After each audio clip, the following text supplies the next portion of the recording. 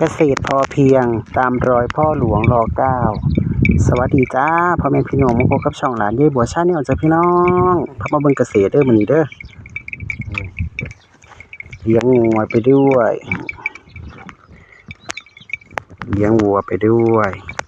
พามาเบิ่งเกษตรพามาเบิ่งบักอื้อฟักทองเนาะจ้ะเนาะพี่น้องเครือนี่เป็นหน่วยโดกพี่น้องเป็นหน่วยโดกก่อนพูดข้างในก็มี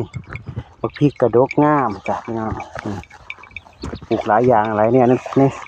ทงหน้านะจ้ะเนาะในผืนนาเบิ่งทีละความดกของบักอื้อเพิ่นโอ้ยสุดยอดตรงนี้เอาข้าวโพดออกไปแล้วเหลือแต่หญ้าเลยให้ลูกๆมากินแล้วจ้ะเนาะพากันไปเบิ่งมีอะไรบ้างธรรมชาติท้องนาของเราบักฮูก็มีบักฮูต้นบักฮูคาใบกะเพราก็มีบักเขือก็มีพริกเครื่องโพดนี่ก็มีโอ้นี่ผักอีตูใบแมงลักนะจ๊ะเนาะต้นแค่บักเขียบก็มีก็คาบักทั่วก็มีกล้วยก็มี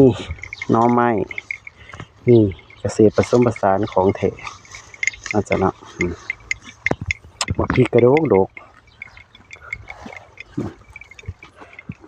เด็กๆก็กินหญ้า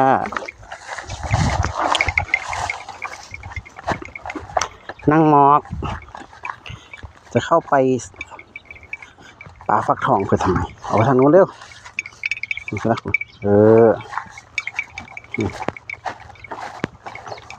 นายต้นกล้วยตาลงไปนี่พาชมบรรยากาศโอ้ยพระอีตูก็งามพระอีตูก็สวยงามนี่แหละพี่น้องปลูกก็ได้กินนั่นแหละปลูกคนขยันสวนตาดำยายสีพักเสียนก็มีหลายอย่างหลายแนวอัดคลิปอยู่ ปลาดุกปลาขี่ไปทางนู้นมาเลี้ยงวัว